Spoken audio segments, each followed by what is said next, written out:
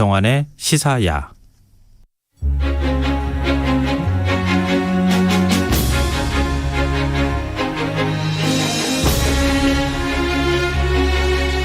국보급 문화재들이 과연 처음부터 그 가치를 인정받았을까요? 지금은 국보로 대접받고 있는 문화재 가운데 고철 취급을 받고 버려질 위험에 처했던 사례가 종종 있었다고 하는데요.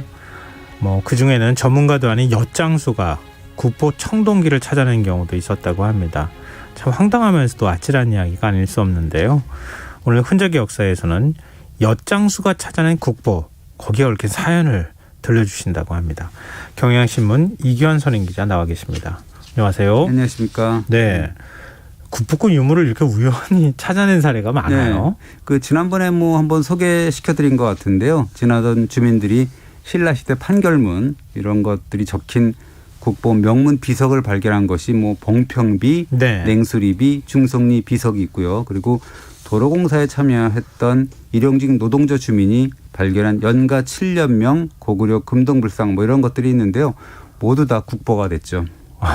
예. 근데 엿장수가 찾아냈다고 하는 국보는 어떤 거예요? 예, 꼭 50년 전이에요. 1971년 12월 20일인데 그 당시 문화재관리국 소속, 그러니까 문화재관리국 지금 문화재청인데요. 네. 학예연구사였던 조유전 전 국립문화재연구소장이 갓 30을 넘겼을 그때였는데 전남 도청 문화공부실을 찾았다는 건데요. 네. 왜냐하면 전남 지역의 문화유적을 이렇게 지표조사, 그러니까 이 사전에 이렇게 땅 표면에 무슨 흔적이 있는지 유구에 그런 걸 확인하기 위해서 간 건데 먼저 정보를 위해서 정보 이 차원에서 전남 도청을 먼저 들른 거죠. 그런데 직원이 마침 잘 오셨다 그러면서 불이 나게 뭔가를 들고 달려왔다는 건데 네. 그게 뭔데요라고 하니까 선생님 이게 누가 신고한 건데 한번 봐주세요 했다는 거예요. 네. 가져온 물건을 본 이 조유전 학예사가 깜짝 놀랐다는 건 뭐냐면 이게 고색 창연한 청동기가 11점이더라라는 겁니다. 한 점도 아니고 11점요? 그렇습니다. 이 신출내기 고고학도가 보기에도 이거는 예산 물건이 아닌 것 같아서 이제 급보를 날리고 나흘 뒤에 청동기 전문가였던 윤무병 당시 국립중앙박물관 수석 학예관과 함께 현장을 찾았는데 얼마나 마음이 급했는지 프로펠러 비행기를 타고 광주를 거쳐서 현장인 화순 대곡리에 도착을 했다라고 합니다. 1970년대 프로펠러 비행기를 타고 왔다고요? 네, 그렇습니다. 20인승짜리였다고 하는데 당시만 해도 일개 공무원이 말단인데 비행기를 탄다는 건 상상도 못했다는 그렇죠. 건데 어떻게 보면 정부 차원에서 빨리 가라고 이제 등 떠밀었다라고 볼 수가 있고 왜냐하면 그해 5달 전인데 7월 5일입니다. 문정왕릉이 발굴됐잖아요. 1971년에. 그래서 그러네요. 이 문화유물에 대한 관심이 최고조로 달했던 그때였어요.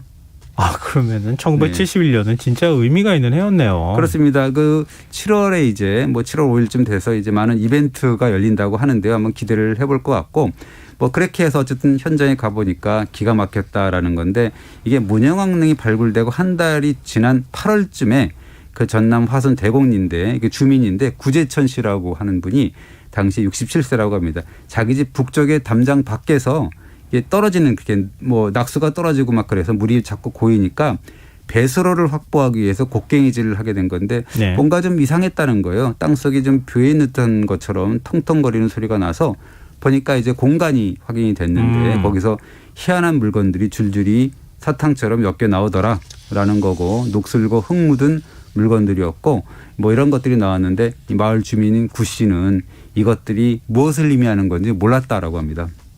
그렇게 엿장수한테 고철로 이렇게 그렇죠. 팔아넘겼다는 거예요? 그렇습니다. 얼마 후에 엿장수 가위소리가 들리고 그러니까 이제 구 씨가 마침 잘 됐다라고 하면서 땅속에서 파낸 그런 고철 더미를 엿장수한테 넘긴 거죠.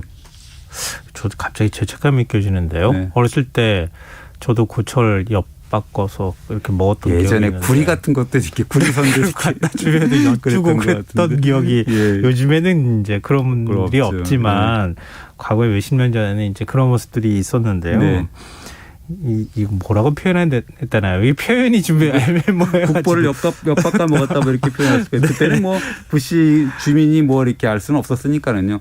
어쨌든 그 고철 세트가 엿장수에 몫이 된 거고 그런데 이게 구 씨로부터 이 고철 더미를 받은 엿장수가 생각할수록 좀 찜찜했다라는 건 뭐냐면 그 시절에 엿장수는 사실 문화재와 관련해서는 나름 안목이 좀 있었거든요. 그렇죠. 왜냐하면 온 온갖 동네 뭐 돌아다니면서 고철들을 다 바꾸니까. 예, 뭐 고서적이나 고문서 막 이렇게 네, 받기도 네. 하고 그다음에 철물 이런 것도 수거를 하면 그 가운데는 또 뭔가 값이 좀 나가는 뭐 그런 유물들이 또 우연히 흘러들어오기도 하잖아요. 그리고 엿장수가 보기에도 이 구 씨가 전해진 물건들이 예사로운 물건이 아니더라라는 생각이 들고 그리고 들은 바로 따르면은 땅을 파서 나온 물건이다라고 했지 않습니까? 예. 와, 그럼 심상치 않다 이렇게 생각을 했던 건데 예. 그러면 골동품상한테 바로 갔었어야 되는 거 아닌가 싶거든요. 그렇죠. 그러니까 본인이 뭐 문화재인 줄 몰랐다라고 해놓고 팔아먹었을 수도 있는 거죠. 그러니까 본인이 또 뭐 무단으로 발굴한 것도 아니고 그래서 아마 선택의 기로에 서 있었을 것이다라는 생각이 드는데 엿장수가 결국 신고의 길을 택해서 전남도청을 뭐 찾아가서 신고를 했다라고 볼 수가 있는 거죠. 아, 정말 대단하신 분이네요. 예. 이거 만약에 이렇게 안 했다 그러면은 어디 가서 녹여져 가지고 그렇죠. 이게 사실은 국보가 사라질 뻔도 했던 거 아니에요? 그럼요. 그 문화재보호법에 따르면 이 매장 문화재는 사실 발견하면 일주일 이내에 신고를 해야 됩니다. 그렇지 않으면 네. 처벌을 받아요. 사실은. 근데 이 경우는 좀 애매한 거는 최초 발굴자인 구 씨가 매장 문화재인 사실을 몰라가지고 엿장수한테 팔았지 않습니까? 네. 만약에 문화재인 줄 알았으면 엿장수한테 안 팔았겠죠. 그러니까 그랬고 그다음에 정작 신고는 또 엿장수가 하게 된 거고 그러니까 이게 법적으로 처벌받기도 어려운 거고 저는 오히려 이런 경우는 상을 내려야 그렇죠. 되는 게 아닌가. 요즘 같으면 상 거죠. 줘야지 예, 되는 그렇습니다. 거죠. 예. 근데 전문가들이 보고 이거 깜짝 놀라가지고 그럼 현장으로 간 거예요? 그렇습니다. 그래서 뭐 아까 이게 비행기 타고 간 건데 그 이 최초 발견 후 4개월 만에 간 거죠. 대곡리라는 현장에 들른 건데 뭔가 가보니까 마을의 분위기하고 느낌이 좋았다는 건데요. 그 민가가 한 50호 정도 있었는데 옹기종기 모여 있었는데 마을 안에는 고인돌이 7기나 이렇게 있었다는 거예요. 그리고 칠성바위라는 이름이 붙어 있고 막 그러는데 저도 사실은 조효전 선생하고 그 답사를 다녀온 적이 있거든요. 아, 그래요? 예, 마을이 좋더라고요. 그럼 이게 청동기 시대부터 형성됐었던 마을인 거예요? 그러니까 예전에 지형이 안 바뀌는 경우라면 예전이든 지금이든 사람이 살기 좋은 곳은 지금도 살기 좋은 뭐 그런 마을이지 않습니까? 예. 그리고 뭐 이 화순 일대가 현재는 유네스코 세계유산으로 등재될 정도로 많은 고인들이 좀 집중이 돼 있는데 이 마을 곁을 흐르는 개천 이름도 지석천이라고 하거든요. 영산강의 지류인데 그 지석천이 뭐냐면 숫돌천이다라는 이야기거든요. 그리고 네. 개천 양쪽을 보면은 폭넓은 충족대지가 자리 잡고 있어가지고 선사시대부터 사람들의 터전이었다라는 것을 한눈에 알 수 있고 특히 무덤이 발견된 구제천 씨 집은 마을에서도 가장 높은 곳이고 가장 양지 바른 곳에 자리 잡고 있습니다. 약간 그렇잖아요. 우러러 보거나. 네. 예, 그런 데는 뭔가 좀 신분이 높은 사람이 살던 아무래도 곳이잖아요. 그랬겠죠. 좀 지위가 높은 분이 될 수가 있고 그래서 이 조효전 학예사가 당시에 가서 보니까 이 주민 구 씨가 이미 삽과 곡괭이로 파헤쳤기 때문에 무덤은 파괴된 상태였고요. 발굴이 허락된 시간이 단 하루여가지고 당시에는 그냥 발견 당시의 상황을 구 씨로부터 청취하고 그 무덤의 구조를 살펴보고 도면을 그리는 것으로 만족을 했다라고 합니다. 그러면 신고한 청동기가 11점이라고 네. 하셨잖아요. 그게 어떤 겁니까? 예, 단유세명경이라고 우리가 얘기를 하지 않습니까? 요즘에는 청동 잔무늬 거울이니 고운무늬 거울이니 이렇게도 얘기하고 혹은 정밀한 무늬의 거울이라고 그래서 공식적으로는 국보 이름은 정문경이라고 되어 있어요. 예. 이 정문경이 2점이 이제 발견이 됐고요. 그다음에 이제 그 8방향으로 갈라진 가지 끝에 8개의 방울을 단 팔주령이라고 하는데 그게 2점. 그다음에 아령처럼 생긴 그런 쌍두령이 2점이고 그 유명한 또 한국형 세형동검이 네. 3자루고 청동 도끼가 있고 세기가 있고 해서 총 11점이 신고가 된 건데 그 4개월 후 1972년 3월에 한꺼번에 국보 제143호로 지정이 됐죠. 전 사실은요 청동거울이라고 해서 네. 박물관에 가면은 늘 이렇게 녹이 쓸어 있길래 네. 이걸 도대체 어떻게 사람 얼굴에 비춰보나 했더니 네. 원래 거울 만들 때는 이렇게 반들반들하면서 네. 사람 얼굴 비춰줄 만큼 뒷면도 있으니까 깨끗하다면서요. 이렇게 하는 거고 그런 거죠. 그럼 이렇게 중요한 국보를 신고했으면 그 엿장수 하시는 분한테 뭔가 좀 보상을 해주는 게 맞는 거 그래서 아니에요? 이제 그렇지 않아도 문화재관리국에서 그럴 생각이었는데 이 발견자한테 주기는 조금 뭔가 뭐 그런 게 알았던 몰랐던 간에 신고를 하지 않았잖아요. 그걸 또 그렇죠. 엿장수한테 돈 받고 판 거나 마찬가지잖아요. 팔았기 때문에 뭔가 찜찜해서 보상금을 줄 수는 없고 줘야 한다면 신고자인 엿장수한테 줘야 되는데 이게 이분이 소식이 딱 끊겼다는 거예요. 네. 못 찾았어요? 그 못 찾았다 그러더라고요. 예. 진짜 안타깝네요. 그러면은 국보가 나온 예. 그 집은 어떻게 됐습니까? 예, 뭐 2008년에 구씨 집이 발견 37년 만에 재조사를 하게 되는 건데 그 유물이 발견된 게 구씨 집 담장 너머였는데 이때 집이 폐가가 변해 있어서 현장에 정비 계획을 만들어서 발굴했는데 발굴단에서는 무덤 바닥에 남아있던 목관의 흔적을 두부처럼 이렇게 잘라서 드러내기 시작을 했는데 네. 목관의 흔적을 3분의 2나 걷어냈지만 더 이상 유물은 나오지 않더라라는 거죠. 그러니까 훼손을 다 당시에 해버려가지고 그렇습니다. 더 이상 어떻게 뭐 발굴 여지도 없었다. 그럼에도 불구하고 혹시 몰라서 발굴단에서 좀 기대를 했는데 그래서 발굴을 책임진 사람한테 한번 물어봤어요. 그랬더니 그러더라고요. 당시에 그랬대요. 동료들한테 내가 만약에 유물이 나오면 춤을 춘다라고 했다라는 건데 왜냐하면 그 시대의 무덤에서 이렇게 보면 무덤 한가운데 중요 물품을 매장하는 시설을 이렇게 따로 만드는 경우가 있거든요. 그걸 네. 우리가 요갱이라고 하는 건데 그래서 이제 기대를 했던 건데 거의 마지막까지 찾아내지 못하고 그래서 포기를 하고 전문가들을 모셔놓고 발굴을 마무리하는 지도위원회를 이제 열었습니다. 네. 그런데 자문위원회를 연 뒤에 하루 만에 무덤 바닥 남쪽에서 옅은 검은색 띠가 보였다라고 해서 발굴용 꽃삽을 넣어서 살살 파봤더니 청동검의 끝이 2cm 정도 노출됐더라라고 합니다. 춤을 춰야 되는 상황 아닌가요? 제가 뭐 감격스러웠다고 해서 춤을 예. 췄냐라고 물어보지는 못했어요. 근데 아마 췄을 것 같은 생각이 드는데 그래서 이제 구제천시에 37년 전에 곡괭이질 삽질을 피해서 묻혀있던 청동검 2점이 정식 발굴로 출토된 거기 때문에 굉장히 중요한 의미가 있는 거죠. 그래서 완벽한 청동 세트를 찾아낸 건데 그래서 총 13점이 된 거죠.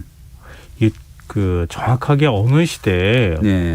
유물인지 확인이 됐습니까? 예, 뭐 한 2,400년 전으로 보면 될 것 같은데요. 왜냐하면 그 구씨집 담장 밖에서 발견된 무덤인데 이것이 적석 목관묘라고 확인됐습니다. 적석이라는 건 돌을 쌓아서 그 나무로 된 관을 이렇게 묻은 그런 건데요. 이 한반도에 이런 적석 목관묘는 기원전 4세기에서 3세기 정도에 출현해서 기원 전후까지 이게 축조된 것으로 알려지고 있고 이 시기 적석 목관묘에서 출토되는 표지 모델 유물이라고 하는데요. 네. 대표 유물이 한국형 세형동검인데 이 세형동검이 발견됐기 때문에 이건 뭐 한 기원전 4세기에서 기원 전후 이렇게 우리가 시대를 가늠할 수가 있는 거죠. 이 세형동검이라고 하면은 검인데 좀 네. 날렵한 모양으로 생겨 있는 그렇습니다. 이 검인 비파형이 거죠. 있잖아요. 예, 비파형은 약간 이렇게 좀 넓은데 그걸 되게 이게 가늘게 만들었던 한반도에 넘어오면 그것이 약간 가는 형태로 이렇게 나타나게 되거든요. 발전이 되고 그렇게 네. 되어 있습니다. 박물관에 가보시면은 이렇게 전시되어 있는 거 네, 있습니다. 비교해 보신 보면 알 기억이 것 아마 같아요. 있을 거예요. 네.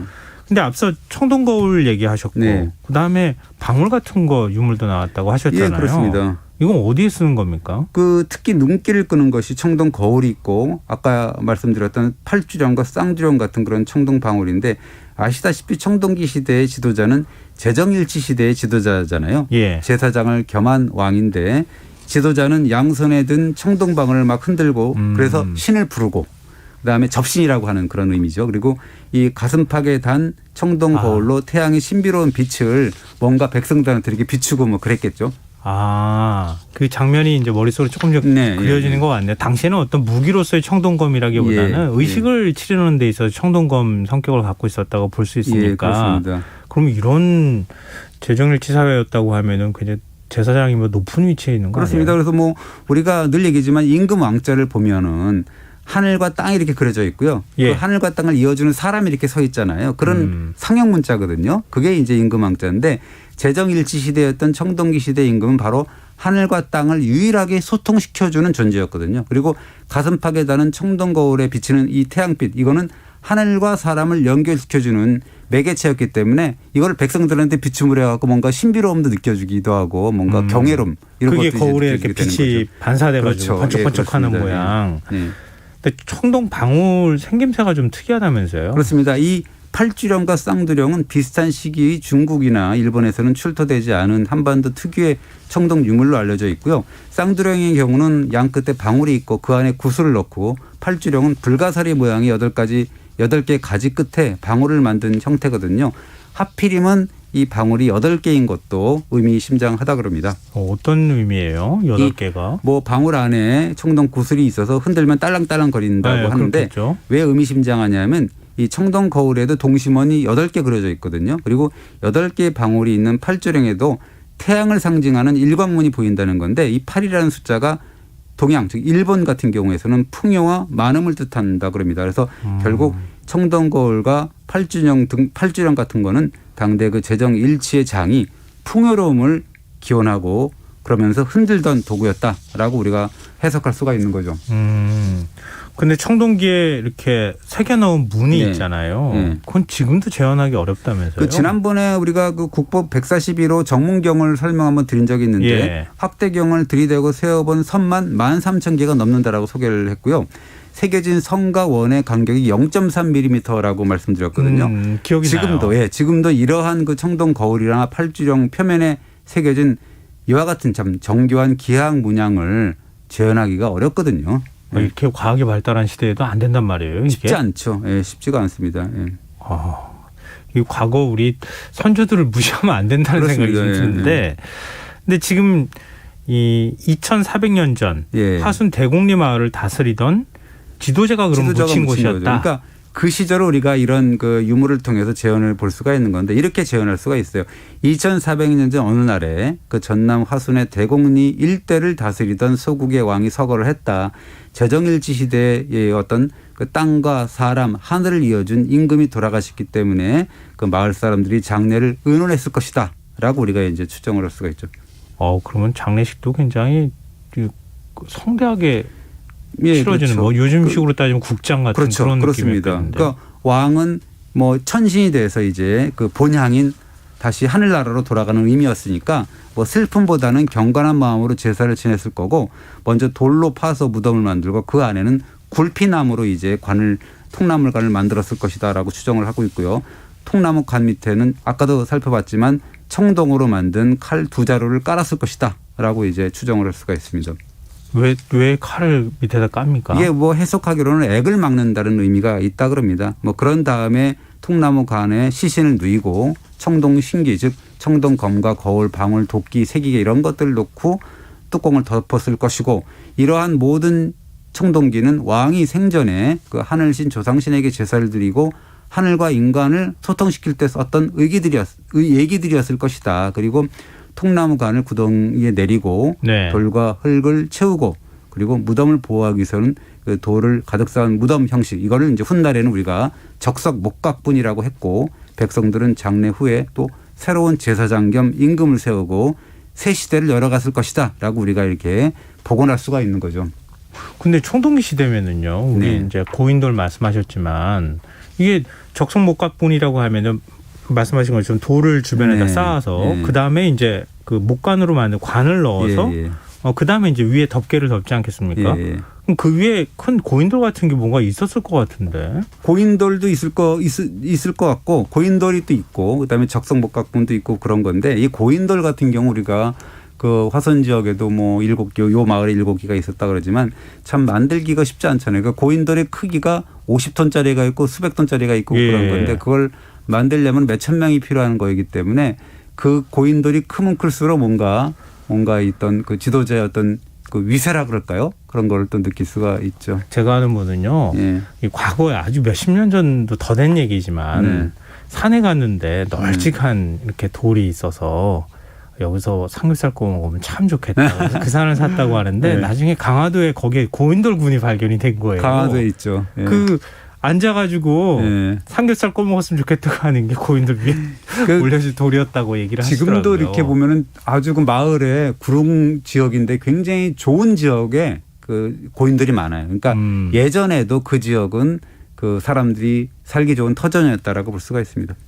그래서 말씀 들으니까 참 뭔가 그럴듯하다. 진짜 일목요연한 느낌이 드네요. 그렇습니다. 엿장수가 신고한 유물로 2400년 전의 역사를 정리할 수가 있었던 건데요. 엿장수 마음대로라는 속담이 있잖아요. 어떤 물건을 가지고 와서 이제 보면 엿장수가 마음대로 엿을 잘라주었다라는 데서 유래된 속담인데 국보 청동기 신고가 바로 그런 건데 국보가 되느냐 고물이 되느냐 이거는 그야말로 엿장수의 선택이었지 않습니까? 근데 엿장수 마음대로 국보를 선택한 거예요. 엿장수 마음대로 국보가 된 거죠. 참 시간이 지났지만 감사하다는 말씀 그래서 계속 덕분에 전해드려야 국보가 될것 11점이나 같습니다. 생긴 거고요. 네, 오늘 흔적의 역사 지금까지 경희신문 이기환 선임기자였습니다. 고맙습니다. 감사합니다. 오늘 모바일 상품권 당첨자는 홈페이지 공지사항에서 확인하실 수 있습니다. 김성환의 시사 오늘 시사 여기서 마치겠습니다. 편안한 밤 되십시오.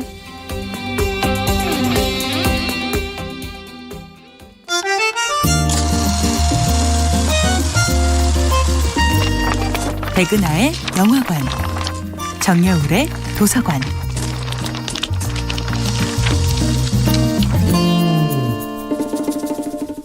안녕하세요. 여러분과 아름답고 풍요로운 책 이야기를 나누고 있는 작가 정여울입니다.